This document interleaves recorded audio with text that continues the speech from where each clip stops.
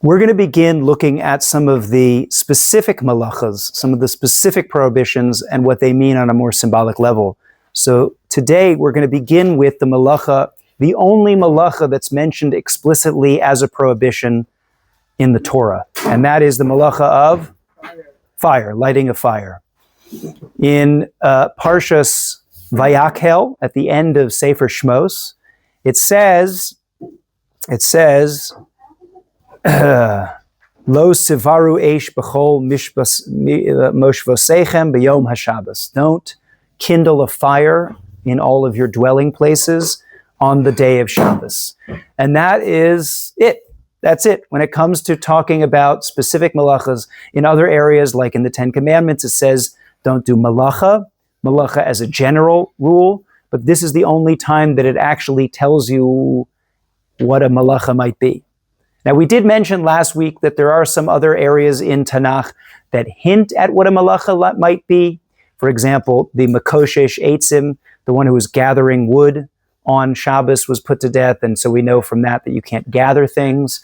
There are other melachas that are mentioned later in Nach, such as leaving your private domain to go to a public domain, or rather carrying in a public domain. So we know from there that might be a melacha. But this is in the Chumash, where we have all the mitzvahs, the only place that you see a specific melacha being mentioned. And the question's going to be, why this one? Why this one? Why is this the one melacha that is explicitly referred to? Is this the quintessential melacha? Is it the exception to the rule? What's it telling me about malachas in general? So that's what we're here to discover. Before we go into, I've compiled a bit of a sheet of just some of the general mefarshim, some of the commentaries on the pasuk, who tell us a little bit about why it is that the Torah only mentions this melacha. But before we look at them, it's very helpful often for you to come up with your own explanation first. This is just a helpful thing in general when you're learning Torah, is that when you have a question, don't immediately rush to some commentary or some Rishon or Achron for an answer. First, think of the answer yourself, and then look at the other answers for two reasons. Number one, it gives you some practice in coming up with reasons and ideas on your own, which is a very helpful thing in general, because it forces you to think creatively. But the second thing is that if you look afterwards at another commentary, somebody who probably thought about this much longer and harder than we ever did, and who's way more steeped in Torah, and who's probably more intelligent, then once you see that they answer differently, then you'll learn something about their process as opposed to your own. If you say, why is it that they came to a different answer from the answer that I came to, then you'll start to compare, well, this is the way I thought about it, this is the way they thought about it. If you never first thought about it on your own, then you'll immediately say, okay, well, this is what they said. And you won't actually think about how they arrived at that answer. So you're teaching yourself how to think, not just what the right answer is. And we Jews, we're kind of into that stuff. So, who, just throwing it out there, who can think of a good svara, a good reason, rationale for why it would be that if the Torah was only going to mention one melacha, it would be the melacha of lighting a fire?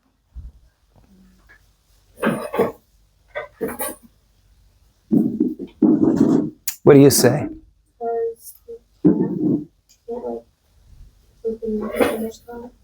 Because?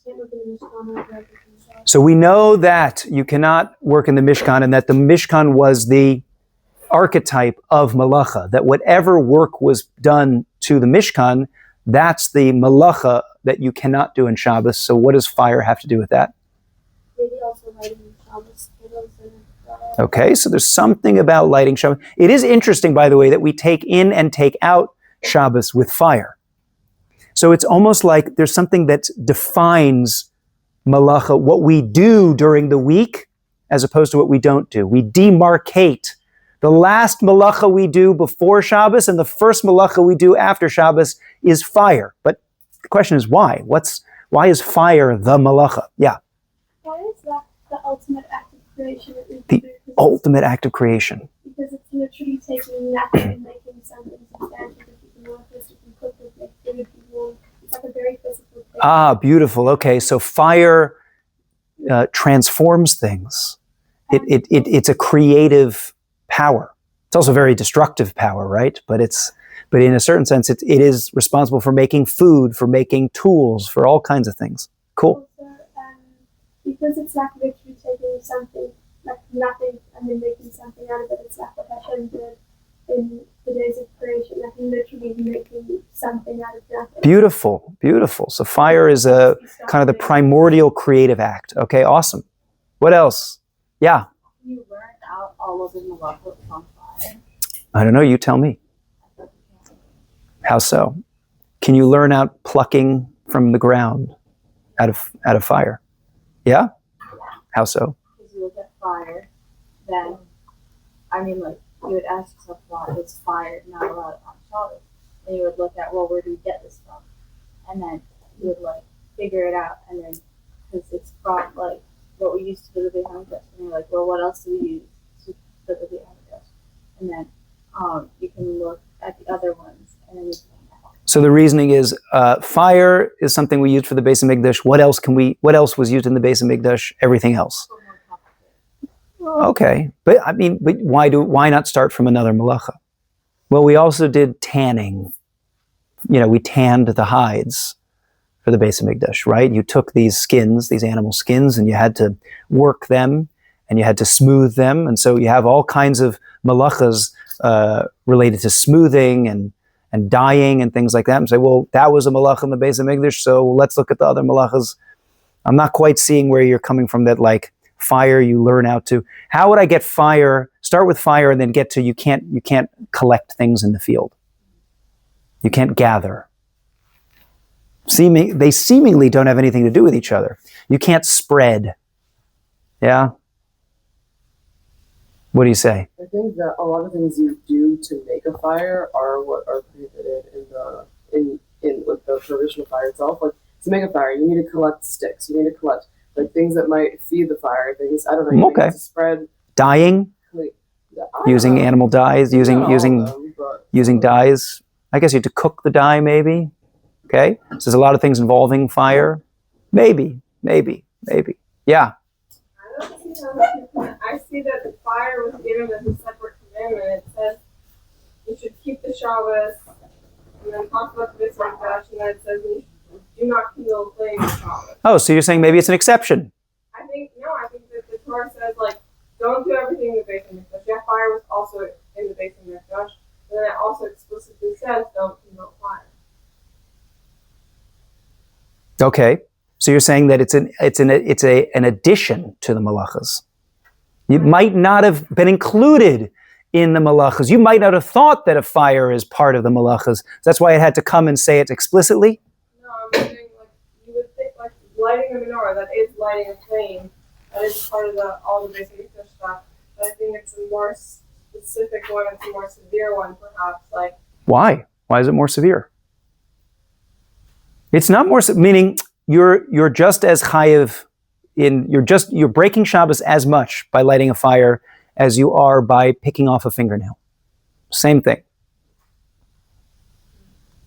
Yeah, you can't pick up fingernails, right? Was it because fire was the first thing that we created? Was it the first thing that humans created on their own? Invented, discovered or something. I don't know. Okay, these are all interesting ideas. All of these are very interesting suggestions. So let's get into it. Let's see what some of the classic commentaries on the Torah have said about why it is that we specifically mention fire. Here, go ahead. I'm going to come grab one. Shabbat starts and ends with fire. Yes, we did mention that somehow fire is the demarcation between the rest of the days of the week and Shabbos. The question is why?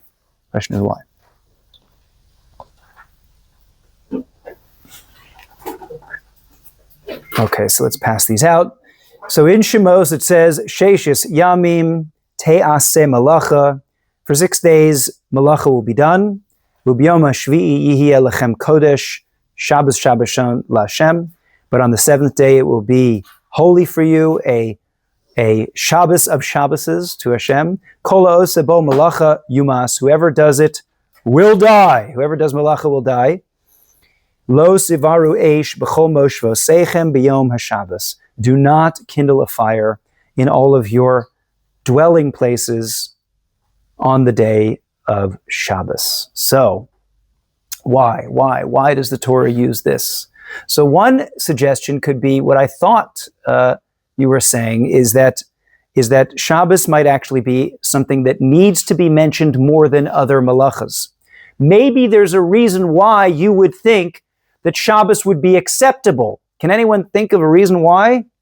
Why is it that maybe you'd say fire is actually okay? What did they do in the Mishkan on Shabbos? They give offering. Korbanos! What did you do to the korban? You have to light a fire. You burnt it up. So maybe you'd say, well, hold on a second. If that's what they're doing all day long in the Mishkan on Shabbos, maybe it's permissible. Maybe it's not really a melacha. I know all the things that went into making the Mishkan are forbidden, but what about what you're doing as the Mishkan is up and running? So according to the Chizkuni, there's an important inference to make. It says, don't kindle a fire b'chol moshvoseichem, in all of your settlements, in all of your dwelling places. But where can you make a fire? In the Mishkan. Because the Mishkan is not one of your dwelling places. You don't live there. That's Hashem's dwelling place. So it's coming to tell you that you might not have thought that fire would be such a problem. Because we're lighting fires all day long in the Mishkan. So now it's coming to teach you not necessarily that this is the quintessential Melacha, this is the Melacha that epitomizes all Melacha, but rather, this is the one that you might easily mistake for something that's not Melacha. So that's one answer. That's one answer. The Rashbam has a similar explanation. He says, there's another reason why you might get tripped up and think that you could light a fire on Shabbos. When is fire permitted? Yom Tov! Yes! On Yom Tov, you can light a fire. You can light a fire for food. And since you can light a fire for food, you can light fire, you can manipulate fire for other things. So the Rashbam says, regarding festivals, that which is eaten by every person that alone may be done for you, you're allowed to cook with fire. Wait, but you're allowed to start a new fire? No, you're not really allowed to start a new fire. So, yes, but you can use fire, right? But concerning Shabbos, it's written that which you will bake it before the day of Shabbos, and that which you will cook it before. Therefore, it warns here, you shall not kindle a fire for the purpose of food preparation. And all the more so for other labors which are forbidden even on Yom Tov. So it's saying the one thing that you might have thought you could do because it's permissible on Yom Tov is using fire. So the Torah had to come and explicitly tell you, no, I'm sorry, this isn't like Yom Tov. And just like you can't do this, on Shabbos, even though it's permitted on Yom Tov, then all the more so, everything else that's permitted on Yom Tov, you also can't do that as well. All right, so these are a couple of the explanations that suggest that the reason why it's singling out fire is not because fire represents all the melachas, but simply because fire is the easiest melacha to trip up on, to make a mistake and think that it's actually permissible. But now we'll get into some of the commentaries who say no. Actually, fire is the quintessential melacha. If I had to choose one melacha to represent all the melachas, I would choose fire. So let's see some of those. The Sforno, I think he was a 15th century Italian rabbi. The Sforno says, beautiful, beautiful commentary on the Chumash, and it's often found in the Mikros Gedolos. Even though generally speaking, lighting a fire is not a productive, but rather a destructive act, seeing that it is an almost indispensable ingredient in most melachas, the Torah prohibited as unsuitable for Shabbos. So I don't know if this is what you were trying to say, but he says that Shabbos, that fire is actually something that is involved in most melachas. Think about even harvesting. How do you make a plow? You need to manipulate fire to to create a metal instrument that can actually plow things? How do you bake? How do you prepare, animal skins? I'm not such an animal skin expert, but I think a lot of it involves heat and things like that. So in a certain sense, fire is like the prerequisite, the thing that you use to do other malachas. So in a certain sense, if you didn't have fire, you couldn't do all those other malachas. That's how the Sforno understands it. You can smear without fire. You can smear without fire. Although the reason where we get smearing from is ma'amar, which is to smooth out the piles of grains. And I imagine that in the process of harvesting, you couldn't harvest without using tools that manipulate fire. But I agree with you. And he even says most malachas. So there's probably a few malachas that... But as you can tell, what I like to do is I like to save the best for last. And we're going to find out that as we get closer and closer, we'll find more answers that get to really the heart of it. Because you'd like to imagine that the real answer to this is going to be to see how fire really does encapsulate everything, not just most things. Hopefully. The Das Zakanim, which was the parish of Tosfos on Chumash, if you didn't know, the Das Zakanim, which is also found in the Mikros Gedolos, that is Tosfos' commentary on Chumash. They say the Torah warns explicitly about kindling a fire more than it does about the other labors. Why? Because it actually doesn't seem to be much like a melacha. One might say, look, we don't do melacha on Shabbos, but we'll prepare everything in advance and light the coals in the smith's workshop in order to work with silver, gold, and copper immediately after Shabbos. In other words, lighting a fire isn't such a melacha. It's actually the exception that proves the rule. It's so unlike other melachas because you're not actually doing anything. Lighting a fire itself doesn't cook the food. It doesn't make the instruments. It's a preparation for other melachas. So Tosfos there says it's basically the weakest of all melachas. That's how Tosfos understands it. Does that make sense? You guys get what we're saying? I find this to be a fascinating exercise because you start to see that, first of all, there's maybe more than one way to read a Chumash. More than one way to read a Chumash. That all the commentaries have their each perspective and combined, each of them makes sense on their own. It's a very, do you guys have like Parshanut here and you see like different Mefarshim on the Chumash? No. It's a beautiful exercise because I think we sometimes fall into the trap of thinking that there is like one correct answer in Torah. But we see often, even in Chazal, the rabbis say there's 70 faces to Torah. There are multiple different ways that Torah comes down. The Torah is, it has been described to me in one way as a three-dimensional document in a two-dimensional world. In other words, if you can imagine, the parable of the three blind people who are asked to describe an elephant by touching it. Yeah.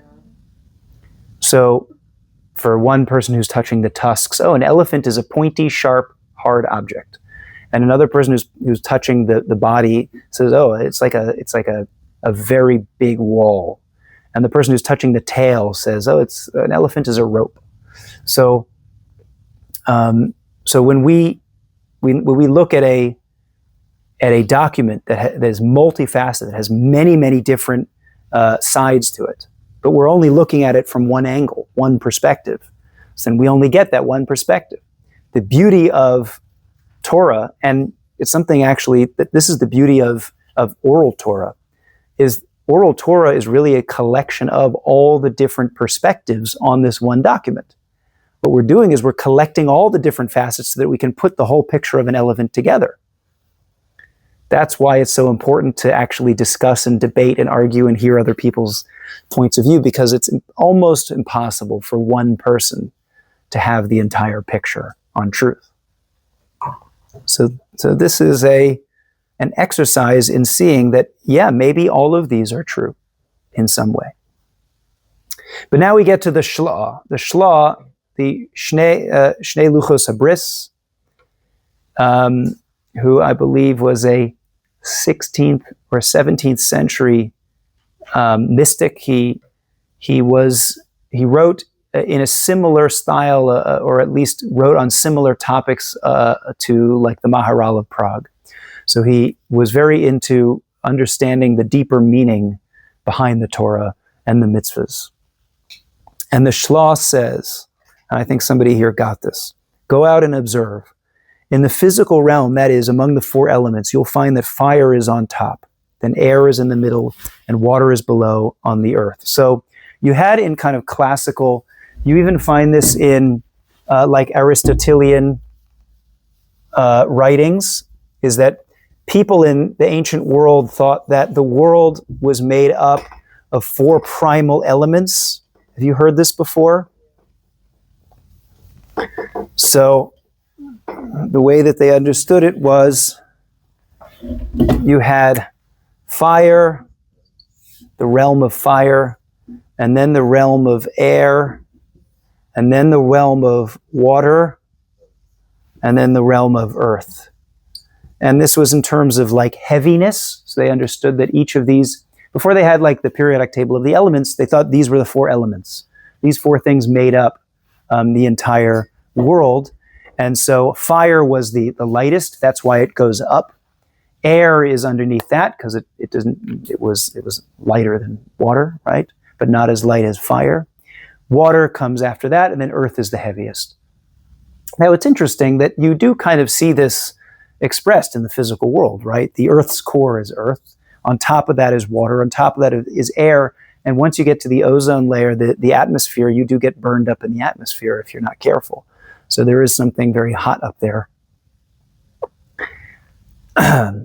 So that's how they thought of it. And what they basically said is that it's a trickle down. So everything comes from fire. And fire then translates into air, and air, when it becomes heavier, it translates into water, and water, when it becomes very heavy, translates into earth. That's how they kind of understood things. But in a certain sense, I don't remember who said this, that the original creative act of the physical world, the original creation was fire.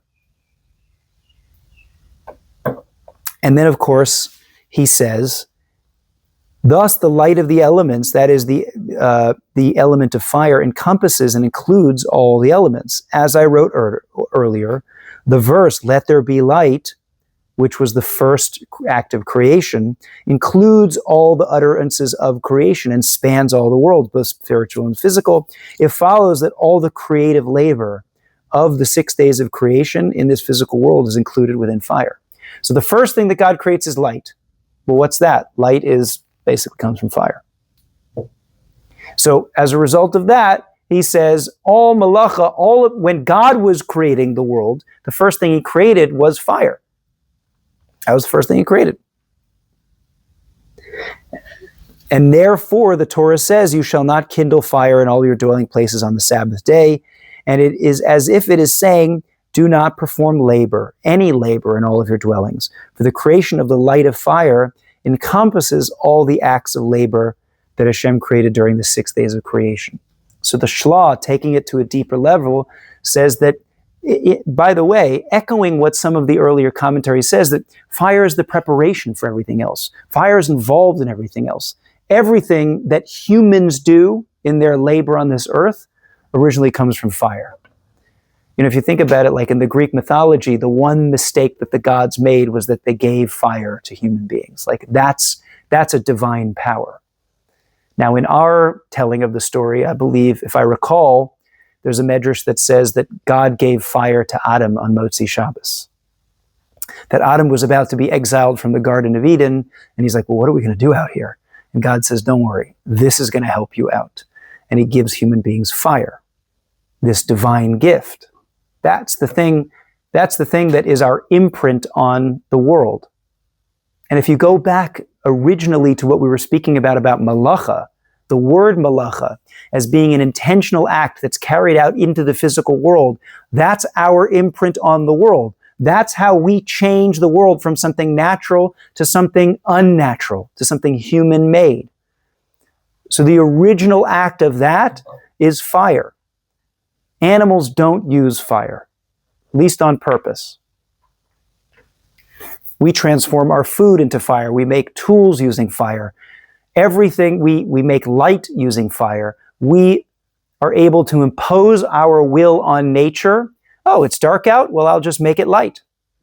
Oh, this tool isn't suitable to building. I'll just reshape it with fire. Oh, this food isn't edible. I'll just make it edible with fire. That's our ability to overcome nature. That's a quintessential Melacha. That's exactly what we're talking about.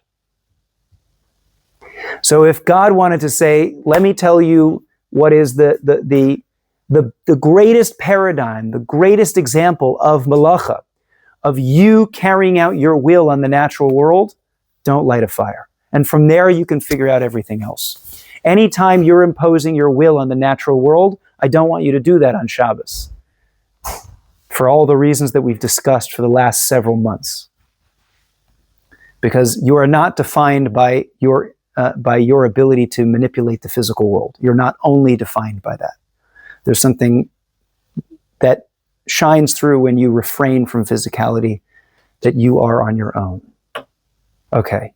Any questions so far? So what does this teach us about Shabbos? I don't know. Tell me. Like, there's a message here. God's telling us something. I don't know, maybe I just said it. Maybe I just gave it away.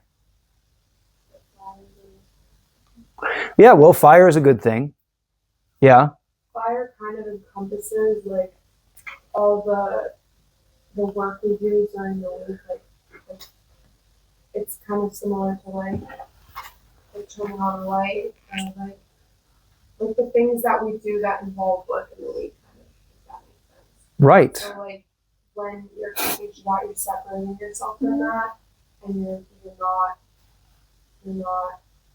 like doing the same things that you do. It's everything that creation is not. It's everything that creation is not. God himself rested, so what's he not doing? He's not lighting up the world anymore. Or whatever he is doing, he's already put it into motion from the day before, whatever that means. Whatever that means. But yeah. We were saying before that it's like interesting that we take in Shabbos with fire and take it out with Shabbos. With fire. Does that have to do with the fact that Hashem started creating the world with fire and then give fire? 100%. He's passing on the torch, so to speak. The fact that we start the week with fire is a representation that God says, look, I spent the first 7 days creating. Now I want you to finish. I want you to keep creating. And this is a theme that comes up over and over again in Torah thought, is that there's this partnership in the world between humans and Hashem. And Hashem says, if I want you to be made in the image of the divine, then the purpose for existence is for you to emulate me, to be like me. So if I'm a creator, I want you to be a creator. So if I make things in the physical world, I want you also to make things in the physical world. And if I make law and Torah, I also want you to make law and Torah. It's a very difficult thing for people who are not familiar with the way that Jewish thought works to accept the fact that things that come from us can also be divine. Like, I think there's this idea that people don't take it seriously enough, the idea that humans are made in the image of the divine. So when somebody says to me, how do we know the rabbis were right? Like, who says? Who says that you're allowed to make up Torah? And it's like, who says we're not? Do you really not think that we're capable of accessing divine truth? Maybe not as an individual, but as a collective of people who are coming together, sharing their viewpoints, arriving at a holistic perspective of what truth might be. We absolutely are empowered to be able to do that. You need to make sure that you are free of bias, incredibly humble, willing to listen to other people's opinions, hardworking, seeking truth. But if you do all of that, then 100% you can reach it. So fire represents all of those things. Our ability to be powerful in this world. There's a modern thinker who says that what makes him so scared about the 21st century, now that we're talking about AI, what makes him so scared about the 20th century is that he said we're operating with Stone Age brains, with medieval political systems, and technology of the gods. Stone Age brains, medieval politics, right? Because our political systems were all invented 300-400 years ago, when technology of the gods. And we don't know how to be good stewards of that power yet. It's like we can't even figure out how to keep smartphones out of our schools. And now here we are we've got automated AI drones. Are you kidding me? Like, and you know, there's a lot of people who are absolutely flabbergasted that we have not just blown ourselves up yet. Because it's now easier and easier to make weapons of mass destruction in your own basement. You can genetically modify things now using equipment you can buy on the internet. Like you can make viruses if you really wanted to. Abigail Chana learned how to make a pipe bomb on ChatGPT. Yeah. Not that she would. She was seeing if it would tell her. It was birth class. Yeah. To see the flaws of technology that it can. Class. Right. Yeah. It's cool. It's a cool idea. So fire is something that we really have to grapple with, because fire is the beginning of war. It's the beginning of destruction. We'll talk a little bit about in a future class why some of the melachas are destructive acts. You know what I'm talking about? Which melachas are destructive?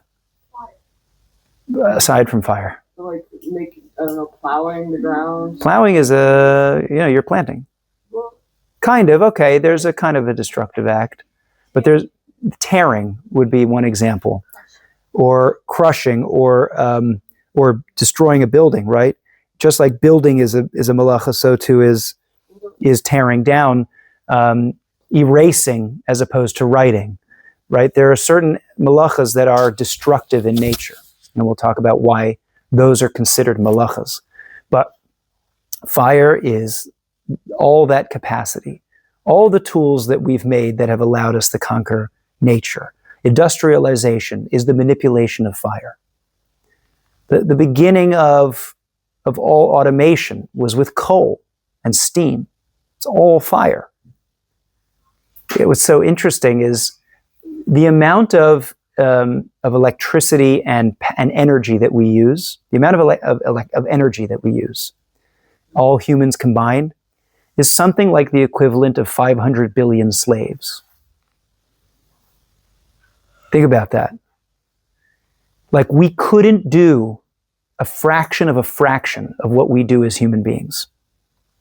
Driving, industry, rocket ships, computation, automated farming, like all the things that have just created super abundance, super convenience, luxury, ovens, microwaves, refrigerators, like the things that we take so for granted, dishwashers and washing machines.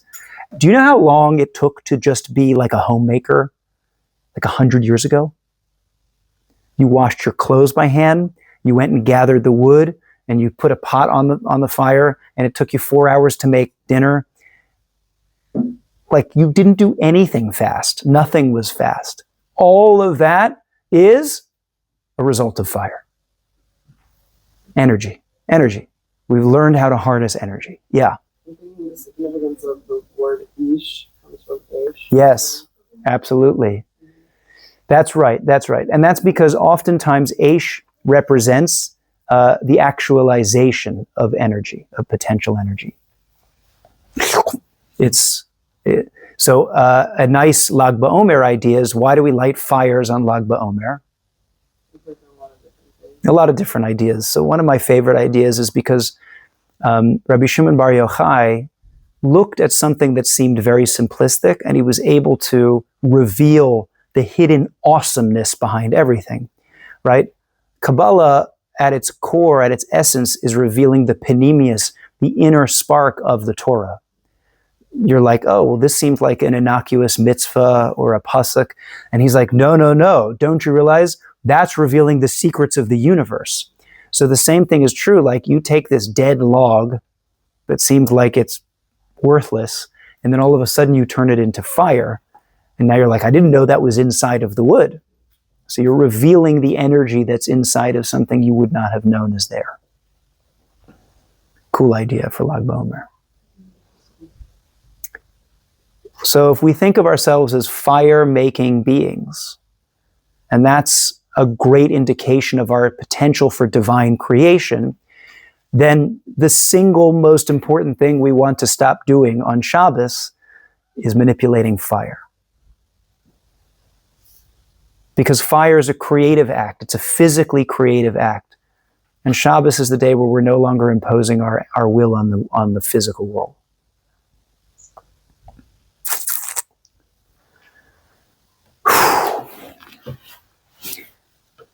There's a lot of cool stuff with these 4 elements. You heard, the 4 holy cities? Mm-hmm. So they say that they correspond to each of these. Chevron is earth. Why would Chevron be earth? Because they're buried there, right? It's burial, right? Tiberia, water. That's pretty obvious. It's the only natural lake in the whole country. The only, air is Tzfat, right? You're in the mountains. And fire, Jerusalem. That's the place of the temple. That's the place of the Mizbeach where things were burned up. And in addition, Rav Chaim Vital, who was the main student of the Arizal, said that these four elements represent 4 different personality traits as well, for good and for bad. And that you can divide people into fire, air, water, and earth personalities. Fiery people are very passionate, but also prone to anger. Air personalities are very connective beings. They like to speak a lot, but they're prone to frivolity, frivolous things that are meaningless, right? An airhead, for example. Water people flow out.